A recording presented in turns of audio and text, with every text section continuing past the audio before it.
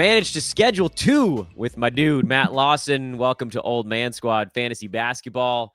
I'm Dan Vespris. This show is brought to you by FanDuel and the FanDuel Sportsbook. I know for a fact you guys all loved that show last week with at NBA Dynasty ADP. The numbers show it, and I know that hit rate, it's coming in hot. But we're talking mock today, the 9-cat industry mock that ran a couple weeks ago, so some things have changed. But we'll go through the players. We'll look at them piece by piece. And Matt, you and I have done enough shows over the years to know we're probably going to derail at some point and have a little fun along the way. But first things first, good morning, my man. Good morning. I am just living my best life right now because every day I am just mainlining preseason content right now. As like an absolute sicko. I love this stuff. And people say like, oh, it doesn't matter. No, the performances don't matter. Like if a guy shoots really well in a preseason game, it does not matter. What does matter is these coaches are actually telling you about how they value these players. And it is usually not what we thought all off season. And a lot of people aren't going to figure it out until the regular season starts. But if you really go through, you can figure out, oh, some things are different than I thought. This coach doesn't value this guy the way that I thought he did. They're actually going to start this guy. They're going to have this guy in the rotation who I didn't expect it. And the roles are a little bit different than you would even expect too. This guy's subbing in for this guy. This guy's playing more in this role this year. And we're getting a little bit more of it every day. I'm sitting on my top 150s for categories and points leagues for the upcoming season. And because every time I'm about to publish it, I'm like, I just got to tweak this a little bit more. I got to move these minutes just a little bit. Oh, this game's window is a little bit different. Games played window is a little bit different than I thought it was going to be. But I promise I'm going to get that thing out I think today. I think I'm finally going to put it out because I can't wait any longer. And that's going to be over on my Patreon. We'll talk about that in a little bit. But because he's not going to do it, I'm going to talk about it. I'm a new proud member of Dan's Patreon at patreon.com/oldmansquad. You knew I wasn't. He's not going to talk about it, so I'm going to talk about it. I've been listening to Dan for nearly a decade. I think that's right. It's been a long time. Way back in the old days, I was there from the beginning. I loved this show. I have loved this show and it's been a part of my life, rattling around in my head in my AirPods for years. Even when those things were wired, I was listening to this thing.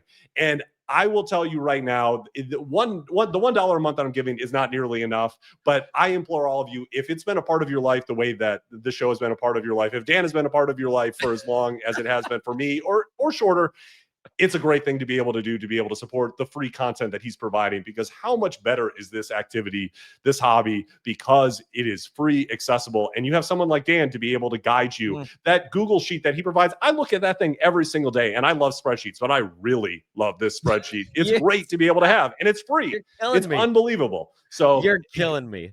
You're going to make me blush over here, Matt. Yeah, no, I wasn't going to talk about it because, again, it's totally optional. I'm going to do everything I'm going to do regardless of what happens over there. But today, last week, if you missed it, you got to check out my show with Matt. We went over his top targets. Today, we are going over, well, I guess technically your team, but also kind of like all the things all at once, if that's possible on one podcast. We're going to do our damn best. And if anybody has a moment, please like and subscribe. That's a big deal for us here as we grow Old Man Squad and the entire podcast network over here as a whole. Again, you can find Matt on the social medias at NBA Dynasty ADP. You can get all of his amazing stuff over at his Patreon. You, Matt, had the 7th pick, and I'm going to pop this up on the screen. Oh, it's up on the screen already. I already did that. It's been a long morning for me. And you went with Anthony Edwards after the traditional first 6 were off the board, basically, which is like the main 5, and then Cade went 6 in this one. And I have all kinds of questions, but let's just start from the top. Anthony Edwards over all of the other guys. What was the thought process there?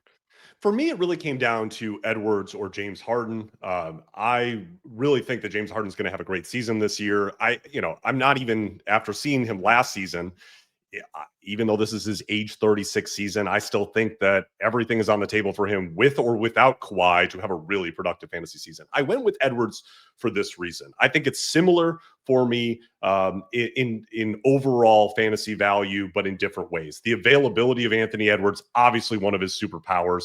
That's something that you can set a clock to. And he does seem to have that like prime LeBron James ability to, even if he tweaks an ankle and you think, oh, he's going to miss some time with that one, that was really bad, he's checking back in a minute later. And, you know, some guys just have that. He plays through everything. He wants to play in every game, hyper competitive guy. He's got that quality to him. It doesn't mean that he's impervious to injury. Nobody is. It could happen to anyone, but he's obviously shown that ability, and we've seen it over enough seasons now to be able to say this guy is going to try to get out there and play for every game possible. And when he plays, we see him continue to not only add things to his NBA game, basketball game every season, but also to his fantasy game that continue to make it a little more valuable each season. Last year, suddenly he's shooting the three ball like Steph Curry, like prime Klay Thompson. He's getting up volume that we've almost never seen in the NBA before. And oh, by the way, rounding up, he's doing it at a 40% clip. So that was a big shift and a big change to him. And I get there was some consternation of, oh, he should be going to the rim more. I think that's coming. But let's give the man some credit for a player who, coming out of the University of Georgia, was not an elite three-point shooter, wasn't even a particularly good three-point shooter, and has developed himself across 5 seasons in the NBA into one of the best shooters in the entire league. And you've seen it in his free throw percentage. Another season above 83% at the line. And that is now getting to a point where it's a positive category for you. And if he does start going to the rim even more, getting to the line more, which he is physically fully capable of doing, you could see fantasy seasons where his free throw percentage value becomes a major fantasy asset.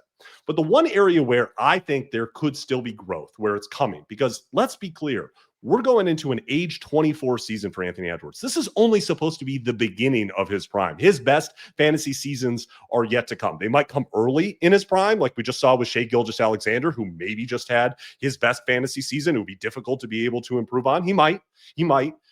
Or it could come later. Some guys, it's not till they're 28 or 29.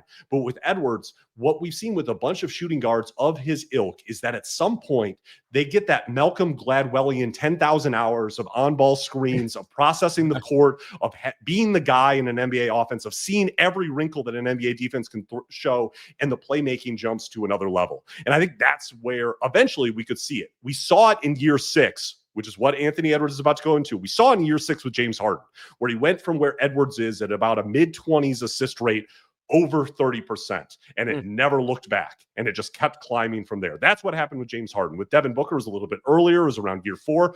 With DeMar DeRozan, or what we just saw with Jason Tatum, it was more like year 10. So we don't know when it's going to happen, but we see these places of growth where the next level could come for Anthony Edwards, and we already know the floor. It looks a lot like what we saw last season, which is available, productive, and is going to really help you in that points category, in the three-pointers category. He's going to be helpful in free throw percentage as well. I think the assists and the steals can also be moderately helpful for you. And he's really only taking anything off the table when it comes to field goal percentage, because we're still dinosaurs. We made this game and popularized it in the 90s and 2000s. So we used field goal percentage. He had his best and most efficient season last year. Look at his true shooting percentage. It continues to go up, but the three-point volume goes up, so the field goal percentage gets punished, even though he hits so many of them. That's the one area where I think we will also see growth, as well as his shot profile balances out a little bit more. As he does get to the rim a little bit more across his prime, we could see an improvement in that area as well. But overall, I just have a really high comfort level of taking Edwards in this area, especially against the competition, even though I would have considered Harden as well. I don't want to spend too much time on the first round, but it is an interesting spot. Would you have taken Cade over Edwards if he got to you, or is Ant/Harden really your guy at 6? I would have taken Cade because of the elite assists. And I think that's just such an advantage this season, where it's difficult to be able to find one guy who is such a needle mover in that category. There's a few of them, but there are fewer of them this year, because you're taking Tyrese Halliburton off of the board. You're taking Damian Lillard off of the board. You're taking even Jason Tatum, who was a really elite assist producer last season, as well, off of the board. DeJounte Murray, who can get a lot of assists. So we just have so many of these guys who just aren't there. And yes, their teams are going to have to fill in for them, but it's often by committee. You're not going to get a guy who's going to be getting, 8-9 assists that's going to be replacing them. That's not the way that this usually works. So if you're going to get it in one guy, well, you're getting it with Cade Cunningham, you're getting it with James Harden as well, and you're getting it with Trae Young. But it becomes a little bit more difficult to be able to find guys early on who are going to give you that elite needle moving assist production that's going to help you win that category week after week. That gives me a slight edge to Cade there. Got it. Evan Mobley was your second round pick. You got him at 22, and I know boards have kind of moved since, so I don't know if everybody that we talk about in the show is going to be available in the same spot that they were 2 weeks ago. Mobley going, I mean, generally kind of in this area. He feels like maybe this isn't a guy that we have to go too deep on, but he feels like a pretty safe kind of mid to late second round guy, right? That's the nice thing, I think, but with both Edwards and Mobley, there's a safety, even though that these are 24-year-olds. They're almost exactly the same age. They came into the league a year apart from each other, but they are 24 years old and really just entering their prime. But we already saw a prime season from them last year to have some comfort to know what we're going to get. And just like with Edwards, there's been growth in Mobley's game. Last year, his ability to be able to drive to the rim, to be able to take and go and transition really leveled up to a place where he was able to use his size and physicality at the rim that he had already developed on the interior to be able to drive to the rim, to be able to bring it. And that took things to another level for him offensively. It's what we had been waiting for, what felt like it stalled out in year 3 where nothing really got added to his game. In year 4, it did. And I think we could see a season that looks a lot like last year, and I'd be perfectly comfortable with having him in the second round. The other side of it is, what if he levels up more? Because that will eventually happen for him. And we know the areas where it might. He's dabbled with shooting the three-pointer. It's increased a little bit over time, but it hasn't quite gotten there. That eventually probably will get there. The free throw percentage is one of those free throw percentages that is never quite where it ends. It's always either way below for stretches of weeks, or all of a sudden it looks like he's figured it out. And maybe eventually, like Anthony Edwards did, he does figure that out, and we get a free throw percentage in the high 70s that doesn't hurt you, is at least neutral, and that would be a big boost to his fantasy value. But in the meantime, you're going to get field goal percentage that's really helpful to you. You're going to get rebounds and blocks, and he's going to be able to produce points and assists that are helpful for a big man. So it's a really nice fantasy stat set that fits well with Edwards, that honestly fits well with just about anyone. Yeah. And if you're going to take a big man early, I want it to be someone like this who is still going to be able to give you a good amount of points, isn't going to hurt you in assists. You don't want just that purely traditional big man stat set really early on, because you can get it a little bit later, and you're going to naturally fall behind in those categories if you take someone who doesn't move the needle in points and assists at all early on. De'Aaron Fox was your third round pick. I think this was before we got the news that he was going to be injured to start the year. I'm going to mess up the numbers on this, but I think this was pick 35 in this draft. Where do you have Fox going now after the injury news?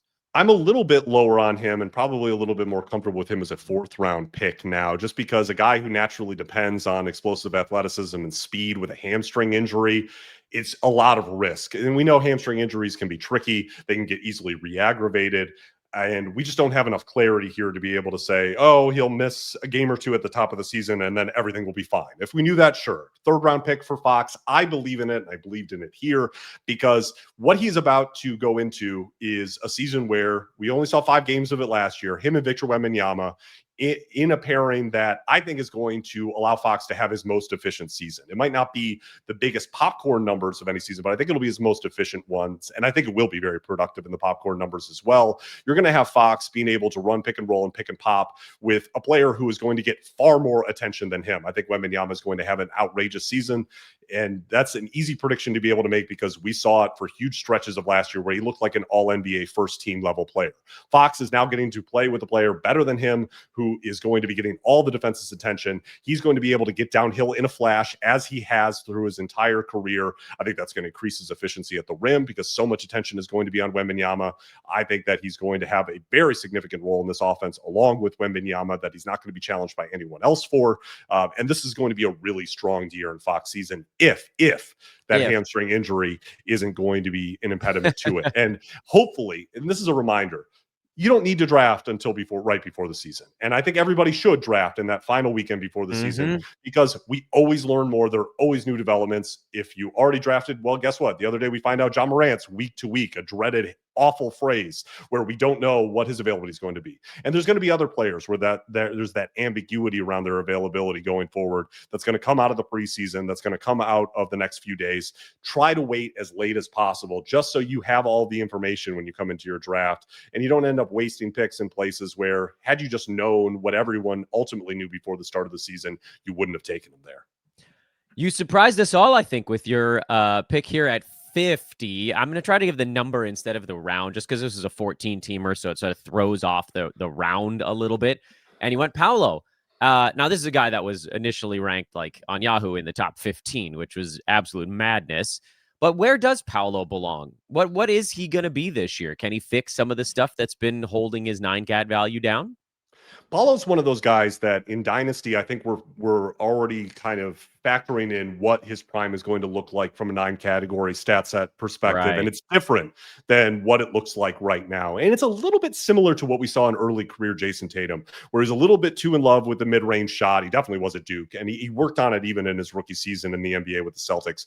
But the shot profile wasn't where it needed to be. Everyone was kind of, the drumbeat with Tatum was, why does he go to the rim more? Look at his size. He should be able to get to the rim and also just take more threes. Remove some of these mid-range shots from your game. That's where we are with Paolo right now. And I don't know if it's going to happen this season, but here, where we're talking about a pick around 50, I don't like a lot of the options in this range. There were some guys that I thought about reaching for in this place, but this is definitely a spot where a couple of picks earlier, I was really interested in wanting to get Cooper Flagg or Denny Avdia and hoping that they would be able to fall to me. That didn't end up happening. Those are the guys that I would have really wanted out of this round. And by the time they were gone, my thought was a more strategic perspective. I don't know if Paolo's going to break out into that stronger 9-category stat set that I project for him for his prime in the long term in Dynasty this season. But what I do know is that I'm going to get elite points from him. And I'm running out of those players on the board at this point. And that is one of those realities of drafting in 9-category leagues, that you are going to have points where certain categories start to dry up, and your options to be able to get difference makers, guys who can win you those categories with their production, starts to dry up entirely. And Paolo is one of those needle movers in that category. And as you kind of start to look at who went in the rounds following, it's a lot more specialists in other categories than it is guys who are able to produce points. Because I had taken Evan Mobley, I had already kind of yielded a little bit in that area in a place in the second round where guys are getting players who score points in the mid to high 20s, and I didn't get that there. That was a part of the goal here, along with what I think will be growth from Paolo in his 9-category stat set. I think this is going to be a very good chance for it to be an all-NBA season for him. I think the Magic are going to be really good. I think the addition of Desmond Bane is going to allow Paolo to take a lot of the high potential assist numbers that he's had over the last few seasons, where no one on this team has been able to hit a shot, and finally have a knockdown shooter who he can drive and kick to, who's actually going to be able to knock one down. That by itself is going to improve his efficiency and his assist production. So there's a lot of things that I like about Paolo, especially at this price. When he was put at a pre-rank in the second round, that's insane to me. This is a place where I would start to consider him around pick 50. And I really liked to be able to add that for where my team was at this stage. Pick 63 for you was OG Anunoby, who I've said on the show, and I'm curious if you agree with me. I'm kind of fading a lot of Knicks stuff this year. I know that some of that is just like the Tibbs minutes have to come down a little bit. OG feels like his stat set is the best defense against a perhaps 1 or 2 minute shave or something along those lines. But I'll phrase the question for you a little bit differently. Why do you think OG is still going in the 60s and 70s instead of where he finished last year? This is the classic old man squad problem where people have gotten tired of OG Anunoby being really good. It's kind of boring to them. I do need a new face of the franchise here. He's a great one because I've been on the show for a number of years, and we've talked about OG a number of times because I always like to draft him in these mock drafts, and I always feel like there's value when he falls to me on the board, and this is another year for it. Let me tell you, if you aren't keeping up with OG Anunoby, last year was actually like a really nice developmental year for him. I think he improved as a player quite a bit. He is one of the best cutters in the NBA. His straight line drives are really strong. And last season, he actually kind of had a wonky shooting year where he's been one of the best corner three-point shooters in the league for a while. Last season, for stretches, he wasn't. And I think that is kind of a blip on the radar for him. If he's able to get back to his usual corner three-point shooting, I think in this Mike Brown system, that's going to be incredibly valuable. We're going to have a lot more drive and kick, slash and passing out to the corners. There's OG Anunoby is going to also be able to be that slasher, but also to be able to be that 3-point shooter in the corner. I think he's going to have a really productive season. He's the Knicks' best defensive player, even over Mikal Bridges. I think that he's going to play similar minutes that he did to last year under Tom Thibodeau. I'm worried about a lot of the other players on the Knicks and their role. I think I'm lower than consensus on Karl Anthony Towns, on Jalen Brunson, on Mikal Bridges, I think, and definitely on Josh Hart. I'm with you on all those, by the way. I have a lot of reservations because I think that things are going to be spread out a little bit more, except when it comes to OG Anunoby, who I think can have every bit of the season that he had last year. And for me, that makes him a guy that I have inside, I think, around the top 50 of my rankings. So I was glad to be able to take him at this juncture where he was a screaming value for me. Yeah, I love hearing, by the way, that you and I are pretty much in lockstep on the Knicks. It feels like everybody is in line for some sort of loss, and yet with OG, you have so much of that buffer in defensive stats that, like, if he plays 2 fewer minutes and gets a shot less, it doesn't really change his outlook all that much. The way that someone like a Brunson or a Cat or whoever, these guys need all those touches, and Josh Hart needs to be on the floor for 40 freaking minutes a night, which that probably ain't happening again. I'm super interested in the next one. This is a player that I've talked about a little bit on the show, not as much perhaps as I should when you consider how many shows I've tried to churn out here. I think this is pick 78, if I'm running the numbers right on the fly, and that's Kel'el Ware in Miami. What have you seen so far from Heatdom to make you think that this was are you still super happy with this? Are you less happy with it? What's the status of Ware for this coming year? So this was from a couple of weeks ago, and this is definitely an area where wouldn't make this pick now if I made it. And everything that has come out of Miami Heat camp has been the continued drumbeat that we started hearing in Summer League from Eric Spoelstra about Kel'el Ware needing to step up and play winning basketball. I think this is a tough love situation where they believe in the talent of Kel'el Ware, but they want him to harness that and maximize what he can be in the NBA, not just coast on what is one of the, I mean, you just watch him play at his size. You just need to look at him. He looks like a perfect NBA center prospect. He's got the height, the wingspan, the fluidity out on the court. And then add in the fact that from a fantasy perspective, the 9-category stat set potential is outrageous here because the kid can shoot. He can rebound at an extremely high rate. He can block shots at a high rate. He finishes at the rim at a high rate. If everything comes together in his career and he ends up being a guy playing minutes in the low to mid 30s, he is going to be a top 25 fantasy player because of the stat set. That potential is there. So that potential and the fact that centers are flying off the board at this point of this draft and me needing to be able to get some big man stats drove me to be able to take Ware. But in reality, right now, we're seeing Nikola Jovic start in the first couple of Heat preseason games. It seems like there's a preference, especially after giving him a contract extension, to give him first shot, to be able to pair up with Bam Adebayo in that front court for the Heat. I think that Ware is, if you've watched the first couple of Heat preseason games, he's not overlapping in minutes with Bam right now, which was a big part of his value last season, where the two of them were playing together. They can play together, and this is Eric Spoelstra, so you better believe that rotation is going to change. So I'm not saying you cannot draft Kel'el Ware, but you certainly don't want to be taking him in this range of the draft. And I want to be able to put in, if I would have known what I known even a week ago, Nikola Jovic might have been my guy, because this is a guy who fits the mold of what we're seeing from a lot of breakout players in recent years, whether it's Jalen Johnson, Jalen Williams, Amen Thompson, the kind of breakout power wing. These guys who can, they can dribble, they can pass at a size, they have a skill level at a size that keeps them out on the court defensively, but they also add value offensively. And these are the guys who coaches are gravitating to in the NBA because of their versatility, their ability to be a Swiss Army knife. And Jovic is maybe a little bit more of a muted version than that. I'm not saying that he's Jalen Johnson. I'm not saying that he's Amen Thompson. I'm not saying that he's Jalen Williams, but he can play a little bit of point forward. He's shown an improved ability to be able to shoot from the outside. And Spoelstra now has a comfort level with him defensively to be able to utilize him against multiple wings that I think is going to give him a chance to be able to play good minutes this year. You can get him right at the end of your draft, but Nikola Jovic is definitely a potential sleeper to watch out for. I can't remember I don't think anybody took him in this industry mock. That was, again, well before the Heat preseason news was floating around. So that's something definitely to keep an eye on. You told us all about Zack Edey last week in the 7th round, so I think we can probably jump over him. If anybody wants Matt's thoughts on Edey, go to last week's show. He was one of your guys. Squat on him while he's hurt because you said what? What's the target when he comes back? Like top 70? Yeah, I think he can have top 70 production for you, elite, Trying to remember. field goal percentage, rebounds, blocks, and a free throw percentage that doesn't hurt you. And you have seen the absolute devastation of the Memphis Grizzlies roster Oh, as injuries once again. Once Edey's available and he's already in basketball activities, this isn't a hold your breath and see. They think he's going to be back in November. Either it's going to be early November or late. But this is going to be an opportunity for him to have a massive role in this team. And Thomas Isalo was willing to play him big minutes once he became the head coach at the end of the season into the playoffs. Played him huge minutes against the Oklahoma City Thunder. So the opportunity is huge for a huge center prospect in Zack Edey. Quality use of the term huge. He's the biggest man I've ever seen in my life. It's ridiculous how big that dude is. I've lost the ability to do fast math. 7 times 14 is 98.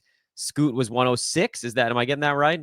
Yeah, Scoot goes off at 106, and this is I feel fully cursed at this point of the mock draft because Yeah, it just one day later, that's Scoot Henderson the injury news comes out. So I know everyone saw the results of this and like, oh, you can't take Scoot. I was getting Scoot outside the top 100. So like this was an area where I'm like, oh, this guy truly is a post-hype sleeper. Even a room full of analysts, nobody wanted to take the bait. And I thought about him earlier. I just needed centers, but I would have considered him all the way up where I took Ware because once again, if I were to have had not done this your show for my guys last like week, if we had done the mock yesterday, if we had done this before, Scoot Henderson would have been my guy in the episode that we did last week. He absolutely had every opportunity and the runway for a breakout. The shooting leap from him is the dramatic game changer that I think has gone under the radar. The fact that he has improved to a positive free throw percentage player, the confidence that he was taking threes with last season, that really opens up his game. We already knew about the elite assist rate. This is a guy who, if he got the minutes that I thought, minutes in the low 30s,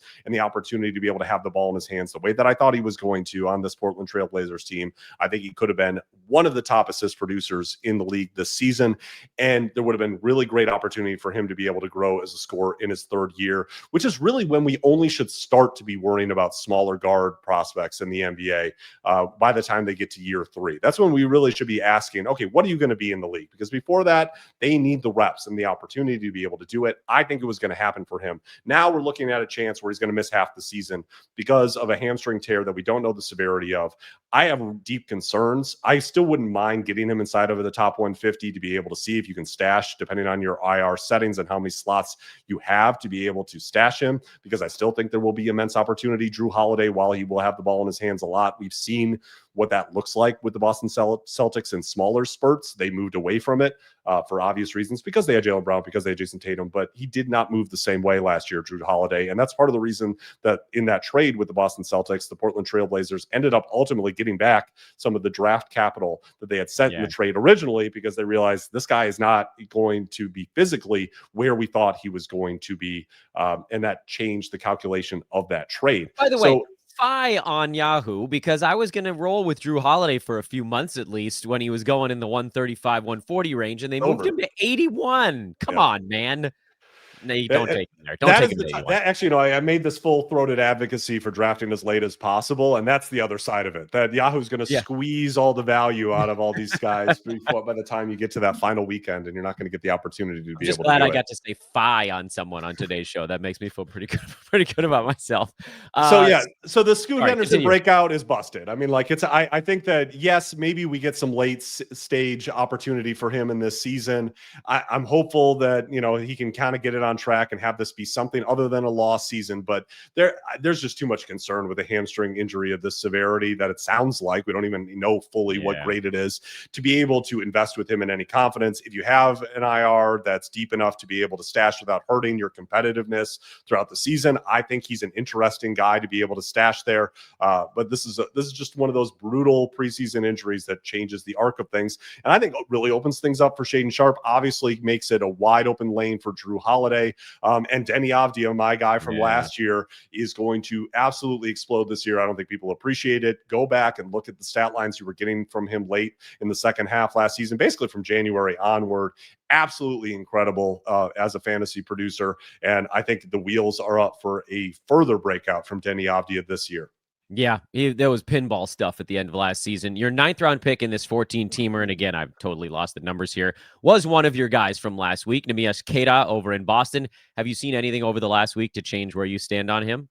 No, I think that everything is pointing to Cade getting first opportunity to be able to start for the Boston Celtics. I think he can easily play minutes in the mid-20s, and if it goes well, that could go up into the high 20s for him, because there is going to be, I guess, a backup front court in their rotation of Xavier Tillman and Luka Garza, from what discussion is sounding like. Some Chris Boucher mixed in as well. Sam Hauser playing power forward. There's just not a lot there. There's nothing to anchor an NBA defense other than Neemias Queta, as we talked about last week. And that means you're going to get that traditional big man stat set with field goal percentage, rebounds, and blocks at all pretty good rates, a free throw percentage in the 70s that doesn't hurt you. And this is going to be free value. Even though he's moved up on Yahoo's pre-ranks, you can still get him for relatively nothing at the end of your draft. People have not caught on fully to it, and I don't think they're necessarily going to. So if you have a big man who's going to be missing early, if you're feeling a little bit light and big man stats at the end of your draft, this is kind of a free square to be able to pick up that field goal percentage, rebound, block package without the free throw percentage that usually destroys you coming at the end of your draft. If you're thinking about getting down on the Celtics season win total with our friends over at FanDuel, that number is 41.5. Most people think they're going to go under. I actually happen to think that they might accidentally go over, because that East is absolutely terrible. That number again over at FanDuel. Maddie, what are you working on these days? Where can everybody find your stuff? If you head on over to Twitter, X, and go to at NBA Dynasty ADP, I've got links for my Patreon where you can find all of my content. And as I kind of tout to people all the time, you can come get it all for free right now. You can sign up for a free trial, cancel it right away. Just pull that old swap that we all do when we get a free trial with something. And I think it's good enough that you're going to come back. So I'm willing to be able to do that. Test it out for 7 days. Don't pay a dime, but you're going to get Dynasty rankings. You're going to get my redraft rankings that I'm going to be publishing later on today, my top 150. You get trade calculators for Dynasty. You get all access to anything that I'm putting out as far as rookie rankings that I do for Dynasty leagues, to be able to put out ranking literally every single rookie who's rostered on a two-way, going to be in the G League. I'm projecting what their stat sets are going to look like. That's the kind of information that, regardless of what kind of league you're in, you can know today who some of the big fantasy breakouts of the future could be. And with these rookie rankings, I've been able to find guys for years now who end up being fantasy breakouts later, who everyone says, where did this guy come from? But I found that if you look at the stat rates for these guys, especially pace-free stat rates, going back to their pre-draft seasons, you're able to find who has the good fantasy games before everyone else. Others in your league aren't going to know who these guys are, but you're going to know, and it's going to give you that massive advantage in Dynasty or in redraft on the waiver wire to be able to find the next big breakout. Get him. Get him. We're not done here, by the way. Go get Matt Lawson's goodies at NBA Dynasty ADP. I wanted to, hit the wrong button. I accidentally took you off the screen for a second there, but the podcast listeners, they'll never know. Your 10th round pick was Jay Huff. That one, again, what have you seen over the last week, and where do you stand on the Indiana front court? Well, so we've seen the reality that Isaiah Jackson is probably going to start, at least in the outset, with the Indiana Pacers. But we've also heard Rick Carlisle talk about how Jay Huff's shooting is critical to what they want to do this season. And I think they're both going to play equally. We're talking about Isaiah. This is a development outside of it. I love talking about Isaiah Jackson. I love talking about Jay Huff. But the fact that Isaiah Jackson is less than a year out from an Achilles tear as a big man and is already playing, is already starting. This is happening in multiple places. Deron Holmes did it. He tore his Achilles in Summer League a year ago. He played in the first Summer League game for the Nuggets less than 1 year later, 363 days later, I believe. Drew Smith tore his Achilles, I believe, in December of last year. He is already the backup point guard for the Miami Heat in their preseason rotation. Wow. And now we're seeing Isaiah Jackson get a 3-year contract from the Indiana Pacers, be starting immediately when he tore his Achilles almost a month into last season, along with James Wiseman only a few days later, who they also signed. So for all of the worry that we've had from people saying, well, Jason Tatum, Tyrese Halliburton, they tore their Achilles, their careers, they might be fully derailed. That's not what we're seeing in the NBA right now. And it remains to be seen, these are role players. So we're not talking about this level of star player with Jason Tatum and Tyrese Halliburton, but the recoveries are completely different in timeline than what we've previously seen for Achilles tears. And there's some medical science to be able to back up improvement in the recoveries for Achilles tears that might be supporting why we're seeing this with multiple NBA players. But this was not the case in the past. Guys were not coming back. They were not looking just as effective, which we're seeing from some of these role players, that they're looking like the same guy right out of the gate. So if you are in a situation where you're keeping Jason Tatum, or you're keeping Tyrese Halliburton on your roster in a keeper league, or you're just worried about what they're going to look like in the future in Dynasty, or you want to be able to draft them next year in redraft, I don't necessarily think those guys are coming back this season just because it doesn't make sense for their teams. But I think we can have a lot more confidence that they're going to be able to come back fully as themselves in the 26-27 season. And that's going to be something to monitor. And part of it, we're going to be monitoring in the Indiana center rotation with Isaiah Jackson and James Wiseman coming back off of it. We'll see if James Wiseman even makes the team. But I think Jay Huff is going to be one of those guys who plays minutes in the low 20s, which would be a big improvement in his career. Usually ends up playing minutes in the teens. All of the spreadsheet dorks like me love him and see, how great he looks in the all-in metrics. He obviously has something similar to what you get from Miles Turner, right down to the rebounding that isn't as strong as you would want it to be. So there's the outlines of a Miles Turner archetype here with Jay Huff, which we know fits in what Indiana does, even though I think Indiana's offense is necessarily going to have to look different than this year. They're still going to play with pace. They're still going to want to have shooting on the floor. I think Huff could be an interesting guy, especially if they're going to try to limit the minutes on Jackson early on, coming off of an early season, coming off of that Achilles recovery. But regardless, this is kind of a flyer that I think is going to be probably more of a waiver wire flyer, one of those guys after injured reserve guys are locked away and you have some open spaces on your roster. Test it out early in the season because you're going to get the threes and the blocks at a really high rate from Jay Huff. He could be a guy, again, free throw percentage doesn't hurt you. He's going to be an interesting 9-category piece to be able to add in on your roster to see if the minutes are strong enough to be able to support him being rosterable in standard leagues early on. Talking to Matt Lawson, NBA Dynasty ADP. I didn't tell him I was going to ask him this question, but you're ready for whatever, so I'm just going to nail you with it. What this is more of like a broad, we're coming down the chute sort of question, but what things have you seen lately out there, whether it's preseason or whatever? I don't know, like over the last week, what has struck you as interesting in the NBA? As a big, wide open question, and you may not have a perfect answer to it, but I just figured I would ask it because I got you here, and I love when we talk about basketball. Different players moving up, different players moving down. What's been sort of on your mind? Oh, absolutely. I mean, there's so many things. Right. Yeah. A million things. Let's talk about a little bit. Like last night, we had Bulls Cavs. Right out of the gate, you see that the Chicago Bulls are going to be a disaster defensively, but they're going to play at a super high pace. That's going to be interesting for guys like Modest. They're going to start Isaac Okoro just because Billy Donovan needs to be able to maintain his sanity to be able to have one guy who can defend on ball, because otherwise it's going to be Kobe White and Josh Giddey and Modest Buzelis and Nikola Vucevic, and none of those guys can defend. None of them looked like last night they had any concept of what they were doing defensively, and it was a disaster. But they're going to play at that pace that's going to be so frenetic that they're going to try to be able to keep it going. I love on the Cavs side, we're getting Lonzo Ball out there early in the season. He looks healthy. The news on Darius Garland is probably going to be out until November, but I think that there's going to be opportunity for him when he comes back. There's at least been some positive reporting that it might not be as long of an absence as we initially thought, which is really positive. DeAndre Hunter, a lot of buzz around him that he's going to be able to get unleashed a little bit more offensively. They're going to start him obviously with Max Strus out. I think he could have a nice early season with Garland out, where he could be one of those guys who jumps out early on, might not even get drafted in your league, but DeAndre Hunter, we've seen him get really hot for stretches in his career. If he starts out like that, that you can kind of get rolling and ride that streak, especially with Garland out. We talked a little bit about the Pacers. I think Andrew Nembhard, it's going to be difficult for him to be able to play both a heavy on-ball role the way I expect him to. I think the assists and steals for Nembhard are going to be really strong. I have him right around top 80 in my rankings this season, because I think that there's going to be the role for that this year. But he's also going to have a huge defensive commitment as well to be able to do that. I'm really interested to see how that looks, because usually he's the guy that they're putting on the primary on-ball player on the other side. I don't think they can do that necessarily with Benedict Mathurin. Aaron Nesmith's probably going to have to be on the best wing on the other side. So I'm really interested to be able to see how that looks along with the front court rotation.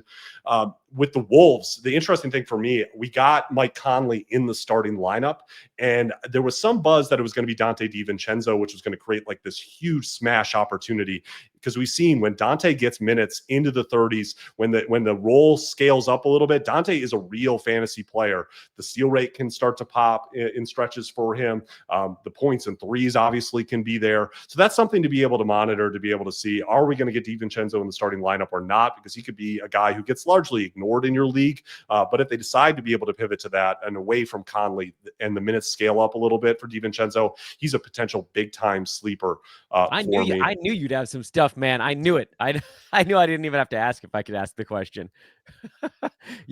I love it. You're the best. We can do this. We can do this all day. I mean, that's the reality. I've got all these notes in my head from watching these games, and I think that's the beautiful thing. Like, you're going to take away something. Even in preseason games, we're going to learn a whole lot more, obviously, in 2 weeks when we start seeing regular season action. But everything is about to shift on the board. We spent the whole offseason kind of hive minding into largely a consensus on which teams are good, which teams are bad, which players are going to break out, which players are bust. And that's going to get scattered to the wind in a couple of weeks. And it already is in many different ways. And players that I don't like or I didn't project, I'm already having to change my positions a little bit. And that's the other thing that I want to impart on everybody. I think it was the now beleaguered GM of the president of basketball operations of the Philadelphia 76ers, Gerald Morey, who said that you should have really strong beliefs weakly held. And I think that's so important in fantasy. You need to have a strong take on everybody, really have a belief of where things are going. But the Bayesian process of things changing, of new data coming in, should have you willing to be able to come off that take. Do not have take lock. When new data is presented, when something actionable is there, when there's a change in process, when a player has evolved or devolved, because that always happens. And all too often in fantasy, I see people locked into a mindset of, this is what I thought about this guy in early October, and I'm not moving off of it. Sometimes it does make sense to hold on, because what you're seeing is small sample size noise. But this is an area of time where teams are being honest with some of the things that they think about these players. And some of the quotes are puff. Some of the stuff that is actually happening matters, and every season you can get an advantage by looking at what teams are doing with their players, with their rotations, the roles and opportunities that are given to guys. I hope that we can continue to be able to have that conversation going forward, because so much is going to be changing, and I love the chance to be able to talk to you about it, Dan. You're the freaking best. He's Matt Lawson. He's NBA Dynasty ADP. I couldn't think of a better way to go out on today's show. Can we do this one more time next week? Let's do it. Damn it, we're doing it. Matt, I'll talk to you soon. All right, take care, Dan. There's none better, man. Matt Lawson, NBA Dynasty ADP. Please check him out. Although I don't think I even need to ask you after you guys get to hear what he can drop on you over these last couple shows, and we're going to do it again next week, at least one more time before the NBA season gets underway. Check out our friends over at fantrax.com/oldmansquad. That's the sign-up link. It's in the show description. That's the better way to play fantasy sports. Fantrax.com/oldmansquad. Yes, I do have a $1 Patreon. I don't actually need your $1, but if you want to do it, that's totally fine. Matt told you about it at the beginning of the show. There was one other thing I wanted to mention at the end, and now I'm forgetting what it was. So I'll just remind you guys to please subscribe if you guys have been enjoying what we're doing here over at Old Man Squad in the run-up to the season. We go full force all year long, in season, off season, you name it. Lots of good reasons to subscribe.